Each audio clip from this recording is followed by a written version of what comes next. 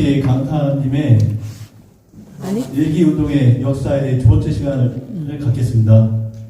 네.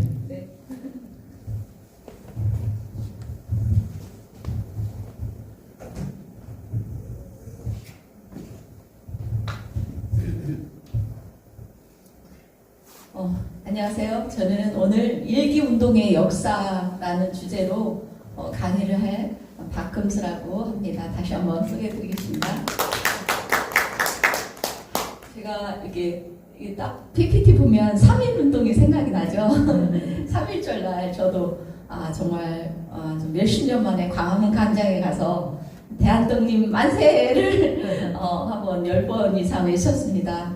지금 시국이니만큼. 그러면서 이제 또 일기도 운동이고 하나의 무브먼트고 또 역사가 있죠. 그래서 그거에 대해서 한번 오늘 같이 여러분하고 배워보겠습니다. 자, 여기 해돋이가 보면 이게 제 딸이 올해 해돋이 보러 갔다가 찍은 사진을 저한테 보는 건데, 여러분의 해돋이를 보면 어떤 생각이 떠오르는 태양을 보면 어떤 생각이 좀 나세요? 태양 하면 심재열님. 태양이요? 네, 태양 하면 뭐가 떠오르세요? 우리 딸이 그냥 어렸을 때 햇빛이 되게 싫어하고 이러더라고요. 알고 봤더니 시력이 나빠서 그러는지 모르고. 태양 하면 부각을 했는데. 너무 눈이 부시다. 네, 태양은 저는 이게 이 해돋이를 딱 보고 이 PPT를 딱 이렇게 준비하면서 오늘의 태양은 내일도 뜬다라는 격언이죠. 말이 딱 생각이 났어요. 나면서 이게 일기 운동과 이게 어떻게 연관이 될 수 있을까 생각을 할 때 오늘의 태양은 내일도 다시 자연스럽게 떠오르잖아요.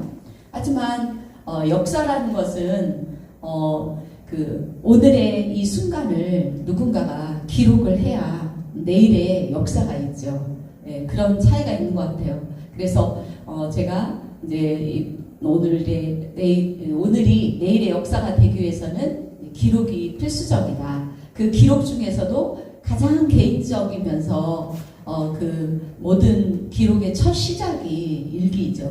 그래서 역사는 어떻게 보면 이제 아주 중요하고 위대한 사건들과 그런 인물들의 기록으로 역사의 한 페이지가 형성이 되고 장식이 되지만, 개인의 일기는 개인의 삶과 가치관, 또 감정과 그 일상이 담겨 있지만, 또 이 작은 기록들이 모여서 때로는 시대를 증언해주고 또 시대의 어떤 사료가 되는 그런 중요한 측면도 있다는 거 제가 서론에 말씀드리고 싶습니다. 그래서 오늘 일기의 그 운동의 역사에서 이런 타임 테이블로 이제 진행을 할 건데요. 서론의 일기 운동의 역사에 들어갈 때 저는 이제 데카르트의 명제, 아주 유명한 말이죠. 나는 생각한다. 고로 나는 존재한다. 라틴어로 코키토 에르고 숨 이렇게 해요. 한번 우리도 철학자가 된 느낌으로 한번 이 말을 한번 따라서 해보겠습니다. 시작. 코키토 에르고 숨. 나는 생각한다. 고로 나는 존재한다. 이 말이 정말 인간은 그 생각하는 존재인데, 그 생각을 어떤 종이에 표현하는 그런 행위로서 기록이라는 게 있죠. 그래서 기록은 인간이 사고하고 이해한 내용을 외부에 남기는 행위예요. 그래서 인간은 생각하는 존재로서 기록하는 존재다. 그래서 이제 일기의 운동이라는 건 어떻게 보면 운동이라고보다 본능적으로 인간은 기록을 하고자 하는 그런 존재였던 것 같아요. 그래서 오늘 본론의 이제 주요 목차는 이렇게 기록의 시작과 발전, 중세와 근대 일기 문화, 또 우리나라 측면에서 우리나라의 기록 문화, 마지막으로 현대 일기와 디지털 시대, 그 일기 운동이 나아갈 방향, 이런 거에 대해서 한번 자세히 알아보겠습니다. 먼저 기록의 시작과 발전이 있습니다. 인류는 과거부터 기록을 통해서 지식과 경험을 후세에 전달해 왔죠. 아까 윤석기 이사장님 말씀하신 대로 문명 이전에는 이런 돌이나 바위나 나뭇가지 이런 거를 사용을 해서 자신의 생각을 남기는 행위를 했는데요. 그래서 약 1만 년 후부터가 현대 글자 문명의 시작이라고요. 그래서 이런 상형 문자들, 이런 문자들이 있었습니다. 제가 배웠던 러시아 문자도 아주 조금 세계에서 가장 좀 어렵다고 하는데 여기 있는 문자들이랑 굉장히 비슷한 게 많더라고요. 자, 그 다음 고대 문명의 대표적인 기록의 어떤 그런 유산으로서 파피루스가 있죠. 파피루스. 우리가 중고등학교 때 역사나 사회 시간에 다 배웠던 건데요. 그래서 파피루스는 이집트 강 주변에서 자생하는 그 파피루스 식물 줄기를 이용해서 거기다 그림을 그리거나 이렇게 기록을 남겼습니다. 그리고 고대 문명의 기록에 우리가 많이 보았던 파피루스, 그 전차의 그 파라오, 그렇죠? 정말 이런 파피루스의 이런 아름다운 이 그림이 이걸 보면서 파라오가 저렇게 말을 탔구나 이런 걸 우리가 이제 역사적으로 알게 되잖아요. 네, 그래서 기록에 또 고대 문명의 기록 중에 하나로 중국의 대나무 서판이 되게 유명합니다. 또 그렇지만 이제 개인 기록으로서 발전은 그 메소포타미아의 전도판이 있습니다. 기원전 2000년경에 왕과 관리들의 통치 기록이 우리가 잘 이해는 못하지만 하여튼 여기에 왕과 기록들의 통치 기록이 포함되어 있다고 합니다. 다음 아니 제가 그 다음에 고대 기록 문화의 이제 대표적 유산으로서 이제 저는 정말 그 위대한 기록물이라고 말하고 싶습니다. 1100년 전경 두루마리 성경, 이제 세퍼 토라라고 하는데 물론 이제 성경 중에서도 많이 있지만 제가 중점적으로 다루고 싶은 것은 이제 모세오경인데요. 이것은 인류의 역사상 가장 오래된 기록물 중에 하나라고 해요. 또 종교적, 역사적, 문화적 의미를 모두 갖춘 중요한 문서 중에 하나죠. 또 유대인들이 3000년 이상 보존해온 기록물입니다. 또 모든 기독교인의 기초가 된 문서죠. 가톨릭 포함해서. 또 유대 민족이라는 그 민족의 역사와 정체성을 담은 기록물이기도 합니다. 또 중세로 들어가 볼까요? 중세 시대는 중세는 수도 시대였잖아요. 그때 성 어거스틴, 그죠? 우리가 아는 아우구스틴.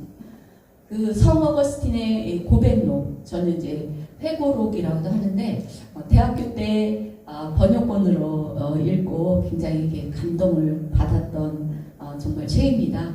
참 이렇게 어렵지만 그 사생아였던 어거스틴이 회심하기까지 또 회심 후에 정말 성자가 되기까지 그런 고백록을 담고 있는데요. 그래서 중세 시대는 그런 어쨌든 이것도 일기 형태거든요. 그래서 신앙적인 기록과 성찰이 어거스틴의 그 고백이 담겨 있는 그 대표적인 종교적인 일기의 기록물이 되겠습니다. 또 하나의 자서전 문학의 시작이자 후대 수도사들의 기록 문화에 큰 영향을 주었습니다. 다음으로 넘어가면 레오나르도 다빈치. 참 이 사람은 저희가 천재, 오늘은 노벨 물리학상 받으면 물리학 쪽으로 천재다 하지만 이분은 정말 과학, 예술, 철학 정말. 근데 그분도 제가 이제 조금 이 PPT를 준비하면서 평범한 인간이었는데 그렇게 메모 강의하더라고요. 노트를 들고 다니면서 거리에서 사람들의 표정 하나하나 다 스케치하고 그래서 정말 그 위대한 천재였던 레오나르도 다빈치가 갖고 있었던 그 노트. 네. 그래서 정말 그 코덱스 레스토라는 것은 지질학과 물에 관한 연구를 다룬 72페이지로 구성된 책인데요. 노트입니다. 근데 이게 역사상 가장 비싼 고서적이라고 하네요. 그래서 빌 게이트가 350억 원을 주고 산 노트라고 합니다. 이 노트가. 그래서 여기에 보면 이게 구체적으로 이렇게 이렇게 다 이렇게 도면 건축학도 마냥 이렇게 그려놨죠. 그래서 참 많은 것들이 지금 보여지고 있는데요. 자, 그 다음 우리가 많이 이거 봤던 그림들인데 유명해서 인체 비례도 그렇죠? 그래서 르네상스 시대의 개인 기록물에 위대한 발전을 가져왔죠. 레오나르도 다빈치가. 그래서 고대 인체 비례론을 받아들이지 않고 실제 사람을 데려다가 눈금을 들이대면서 측정한 결과를 글과 그림으로 적어놨다고 해요. 그래서 이게 황금 비율이라고 하더라고요. 인간의 황금 비율을 가장 정확하게 잘 드러낸 그런 기록물이 되었습니다. 또 우리가 다 알고 정말 레오나르도 다빈치의 최후의 만찬. 저도 이 그림을 정말 집에 이제 명화를 사서 죽기 전에 한번 걸어놓고 싶은 네네. 전 이제 밀레 만점이 있는데 이 그림을 참 이렇게 사모하는데 이것도 정말 정말 위대한 화가. 저는 화가로서 다빈치를 먼저 알았거든요. 근데 참 과학 분야에도 천재성을 가진 위대한 분이었는데 그분이 그렇게 위대한 천재가 되기까지는 항상 끊임없이 메모했다고 해요. 그 다음 제가 세뮤얼 피프스라는 분을 새롭게 소개해드리고 싶습니다. 근대 시민사회의 등장과 개인적 기록 문화 확산 시대 근대 일기 문학에 이분은 효시라고 합니다. 그래서 우리 무엇을 배우든지 효시를 막 외우고 중요하잖아요. 근데 정말 일기다운 일기를 써서 남긴 그런 유물로서 그분이 쓴 게 그 세뮤얼 피프스의 일기인데요. 궁중에서 일어났던 그 영국의 왕정에서 일어났던 일들을 속기 형식으로 굉장히 빠르게 이렇게 날마다 기록했는데 1666년 런던 대화제 기록도 있고요. 또 1660년 그 흑사병 돌았었죠. 그것에 대한 기록도 다 이분의 일기에 다 있다고 합니다. 그래서 정말 언제 여유가 되면 저도 세뮤얼 피프스의 일기를 정말 번역본으로 읽고 싶은 소원이 생겼습니다. 자, 그 다음 제가 러시아어와 러시아 문학을 전공한 사람으로서 정말 제가 저기 러시아말로 말하면 우바르샤에무이 돌스토이인데요. 아주 존경하는 제가 가장 존경하는 그래서 돌스토이 레 니콜라예비치죠. 러시아의 대문호고 정말 그 전쟁과 평화 안나 까레니나 또 부활 또 동화도 많이 썼어요. 이솝 우화도 썼고 그래서 저도 집에 사람은 무엇으로 사는가 책도 있고 또 많은 그 때때로 힘들 때 이분의 책을 읽으면서 감명을 받는데요. 이분은 63년간 일기를 쓴 일기의 마스터입니다. 장인이에요. 그래서 이제 처음에 그 대학교에 들어갔다가 좀 학업에 잘 적응을 못하고 중도 포기를 하면서 굉장히 힘든 시기에 그때부터 젊은 날부터 일기를 시작해서 또 톨스토이의 가문의 전통이 그 후세 2대, 3대도 다 일기를 남긴다고 그래요. 그래서 어떤 톨스토이 가문의 전통, 일기 쓰기 이런 거로도 키워드를 치면 나오더라고요. 그래서 참 좀 위대한 정말 문호이자 또 일기 쓰기에 우리가 본받아야 되고 존경해야 될 인물이 근대 시대에 일기 운동을 이렇게 실제로 이분이 일기 운동을 일으킨 건 아니지만 일기 운동의 역사 속에 레 톨스토이가 있습니다. 그 다음에 이분의 일기 중에 인생일기라는 책도 있고 요 비밀일기 책은 이제 돌아가시기 수천하기 3개월 전 딱 그 썼던 일기라고 해요. 비밀일기라고 해서 지금 번역본들도 많이 나왔는데 저도 아직 이거 못 샀는데 꼭 사서 읽어보고 싶은 책입니다. 그래서 비밀일기를 썼습니다. 그러니까 이제 우리나라에서 기록문화를 한번 일기 측면에까지 한번 훑어보겠습니다. 자, 고대 및 고려 시대 일단 우리나라에 세계 최초 금속 활자를 우리나라에서 발명을 했잖아요. 그것은 기록 문화에 어떻게 보면 우리나라가 선구자격인 역할을 했다는 거 자부심을 가져도 될 것 같습니다. 또 우리가 아는 김보식의 삼국사기, 그 다음에 이련의 이련 스님이 쓴 삼국유사, 근데 삼국사기와 삼국유사는 어떤 게 형님일까요? 어떤 게 형님일까요? 형님과 아우를 치자면 어떤 게 더 먼저일까요? 제가 물론 네 맞습니다. 네, 요거를 제가 연도를 안 써놨으면 많은 분들이 헷갈려해요. 그래서 1145년 국보 제 322호고요. 삼국 사기는 그야말로 정사만을 다룬 거예요. 뭐 다른 뭐 설화 이런 거 절대 안 쓰고 왕들의 그 정사만을 다뤘다 그래요. 그다음 삼국 유사는 이제 단군 신화 또 밀양박씨인데 박혁거세가 아래서 태어나서 네 그런 가문의 그런 아래서 태어난 시조들 네, 그래서 민간 설화 이런 것들은 다 삼국유사에만 있죠. 삼국사기에는 없습니다. 이것도 어떻게 보면 우리나라 기록 문화의 대표적인 예가 되겠습니다. 그 다음에 이제 조선시대부터 뭔가 이제 일기 다운 그런 사료들이 많이 나오죠. 그래서 조선 왕조 실록, 네, 태조서부터 철종까지 472년간의 왕실을 기록했습니다. 그래서 정말 조선 왕조의 역사와 왕들의 삶을 기록한 방대한 사료인데요. 자, 임금들이 많이 있었습니다. 우리가 막 태종, 태세, 문단세 이렇게 외웠었는데요. 총 몇 대 왕의 그 삶을 기록했을까요? 27대요, 8대요? 네. 제가 챗GPT에 물어보고 알아봤는데 저도 20적인다는 25대더라고요. 네, 25대. 네네, 25대였는데 네, 그래서 여기다가 동그라미 해놓고 네네. 하여튼 조선 왕조 실록이 이런 위대한 기록물이 있습니다. 그 다음에 제가 이번 일기운동에서 새롭게 알아낸 게 우리나라에 정말 그 일기 이게 일기다. 이게 정말 그 일기다라고 얘기할 수 있는 게 승정원 일기가 있습니다. 일기라고 했잖아요. 그래서 조선 왕들의 일상을 기록했고요. 또 세계에서 가장 방대한 일기류의 사료가 된다고 합니다. 17세기서부터 그 25대 왕까지 다 일기를 했으니까요. 20세기 초까지. 그래서 정말 승정원 일기는 정말 어디에 내놔도 정말 자랑스러운 우리 일기운동에서 꼭 얘기해야 되는 자료입니다.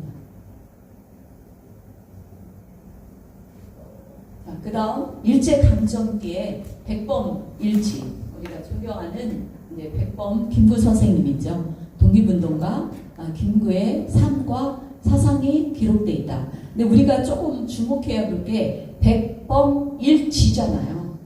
이 일자가 날마다 기록한다는 우리가 알고 있는 날일자가 아닙니다. 한자가. 이게 무슨 일자인지 아세요? 여기. 저도 이번 PPT를 준비하면서 저는 백범 김구 선생이 쓴 일기에서 일지인 줄 알았거든요. 근데 아니더라고요. 그래서 구체적으로 보면 백범일지의 일자는 챗GPT도 실수해서 제가 다시 정정해줬습니다. 아니야, 그 일지 틀렸어 하고 그랬더니 맞습니다 하더라고요. 네, 그 일지가 날일이 아니고 일타하는 일을 일자입니다. 그래서 백범 김구 선생님이 좀 깊은 뜻을 갖고 이렇게 적은 것 같아요. 우리가 시간은 놔두면 그냥 잃어버리는 시간이잖아요. 그런 잃어버리는 그 일제강점기의 날마다의 그 한일운동의 그 역사를 내가 날마다 기록하지 않으면 잃어버린다. 그런 어떤 각오로 이 그 백범일지의 그 머리말에 이 일지는 내 자식과 결에 남기는 유서와 같은 거다. 이렇게 언급을 하셨답니다. 그래서 정말 이 백범일지가 날마다 잃어가는 그런 일상의 기록, 그죠? 기록지. 그래서 자신의 삶과 독립운동의 그 일상의 경험을 잊히지 않도록 남긴 유서와 같은 아주 소중한 일지입니다. 네. 현대는 황석영 선생님의 하룻밤에 읽는 통일일기, 이게 분단과 통일에 대한 기록이 있는데 제가 이 책에 대해서는 잘 좀 구체적으로 아는 바가 없어요. 근데 일단 황석영 선생님은 이렇게 노벨 문학상을 타기를 굉장히 이렇게 소망했던 한강 작가님께서 작년에 타셨는데, 그래서 이분의 그 하룻밤에 있는 통일 일기, 이렇게 우리나라 유명한 어쨌든 작가님이신데 이런 일기, 통일 일기를 쓰셨더라고요.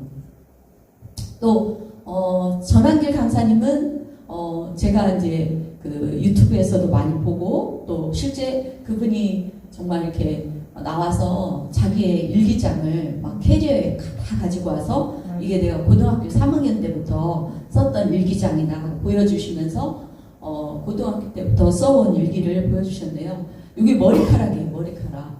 머리카락을 자신의 일기장에 딱 잘라가지고 붙였대요. 이렇게 비장한 강호를. 도울 김용욱 선생님도 지금 유명한 한국사 강사시잖아요.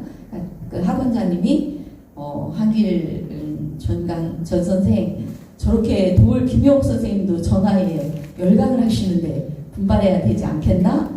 그 말을 듣고 맞다, 내가 이런 지금 잘한다고 여기 연연하지 말고 더 열심히 진리 앞에 겸손하고 잘 쓰는 좋은 강사가 되겠다 해서 그 선생님의 말을 듣고 머리를 싹둑 잘라가지고 이렇게 자신의 각오를 일기장에 붙였답니다.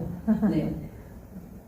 그래서 현대 일기로는 저도 이제 손일기 쓰는 거를 좋아하고 아날로그지만 요즘 젊은 제 딸이나 친구들은 SNS에 일기 쓰는 거를 좋아하더라고요. 그리고 또 요즘은 이제 블로그가 많이 해서 뭐 사회복지사 블로그 하면 그분이 출근해서부터 퇴근하기까지를 다 이렇게 일상을 소소하게 영상으로 공개를 하잖아요. 그것도 어떻게 보면 일기 형태인데, 그래서 뭐 유튜브 이렇게 또 저희들이 이제 선호하는 내 일기장에 기록을 하든지 아니면 이렇게 페이스북이나 인스타그램 짧은 일기 형식, 또 블로그, 제가 아는 분도 복음나라 해가지고 블로그에다 해서 일상을 공유하는데요. 그래서 일기의 민주화 시대다. 그래서 누구나 다양한 방법으로 쓸 수 있지만 이제 우리 일기운동에서 권장하는 거는 자기 일기장에, 그죠? 손일기를, 손글씨 일기장을 쓰자. 그래서 일기가 이렇게 사적으로 개인의 삶과 그런 일상을 기록을 한다면 또 일기에 공적인 기능도 있어요. 그래서 일기는 그 개인의 기록이 역사적 자료로 활용되는 게 많죠. 제가 이제 그 정말 안내일기 여기 보지만 이게 이제 그 번역한 건데, 영국 라디오 방송을 들어보니 사람들을 가스 시대에 집어넣어 죽인대. 정말 무서워. 이걸 정말 소녀가 15살 소녀가 얼마나 무서웠겠어요. 그리고 실제 그도 유대인 학살 그런 그 나치 수용소에서 죽었잖아요. 우리 안내가. 그래서 이게 정말 그 개인의 이런 그 느낌, 그런 감성이 어떻게 보면 역사적으로 나치 독일의 그 유대인 학살 이런 거를 증거하는 그런 역사적인 사료가 됐잖아요. 그래서 안내일기, 이렇게 일기도 공적인 기능도 수행할 수 있다. 또 일기가 우리나라에서도 공적인 기능으로 수행할 수 있는 게 굉장히 많습니다. 제가 이거 하면서 이제 시간이 없어서 다 안 넣었지만 이순신 장군, 그죠? 난중일기, 그때 임진왜란 당시의 상황, 다 역사적인 사료가 되잖아요. 그래서 오늘날에 멋있는 영화가 나올 때도 그게 다 훌륭한 사료가 됩니다. 그래서 저도 이제 일기를 쓰고 있지만 제가 이제 최근에 쓴 그날 제목이 트럼프 대통령이 푸틴과 첫 그 전쟁 관련해서 첫 전화하다 이렇게 썼습니다. 그래서 제가 우크라이나에서 4년 동안 이제 선교사 생활을 했던 사람으로서 이제 우크라이나를 생각하면 너무 마음이 아프고, 그래서 그쪽의 상황을 늘 이제 보고 있는데 트럼프가 잘해서 평화적으로 빨리 우크라이나에도 일상이 회복이 되고 그런 것이 오도록 그런 마음에서 그날 일기를 적어봤는데요. 그래서 나중에 제가 적은 이런 일기가 또 우리 후대 가서 누군가에 의해서 발견이 돼서 저 자식뿐만 아니라 그때 2025년이 아직도 우크라이나 휴전이 안 됐었구나. 트럼프 대통령과 오늘 처음 그 푸틴과 통화를 했구나. 이런 것이 하나의 기록이 될 수 있지 않을까. 역사예요. 예. 그래서 저도 이제 뭐 그런 뭐 의도를 가지고 쓴 건 아니지만 제가 이제 우크라이나에 관심을 있기 때문에 저도 일기의 제목에 이런 뉴스나 이런 거 또 윤석열 대통령 오늘은 변론 길 몇 차다 이렇게 적어놓고 기도해드리고 있습니다. 네네. 자, 그래서 제가 저쪽 서대전 내거리 그 공원에 갔을 때 단재 신채호 선생님의 이 동상을 받고 가슴이 뭉클했어요. 근데 제가 이제 충대병원에 갔다 오는 날이었는데 맞다. 정말 역사는 정말 애국심의 원천이다. 이 말이 맞는 것 같아요. 그래서 우리가 대한민국 안에 국민으로서 사는데 그 역사의 흐름 속에 오늘에 나가 있거든요.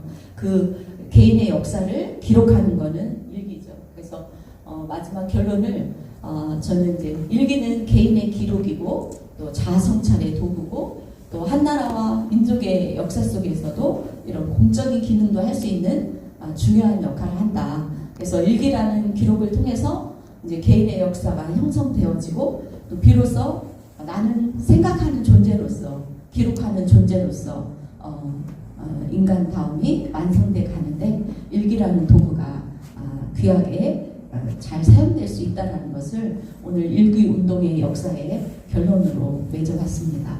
이상입니다. 감사합니다.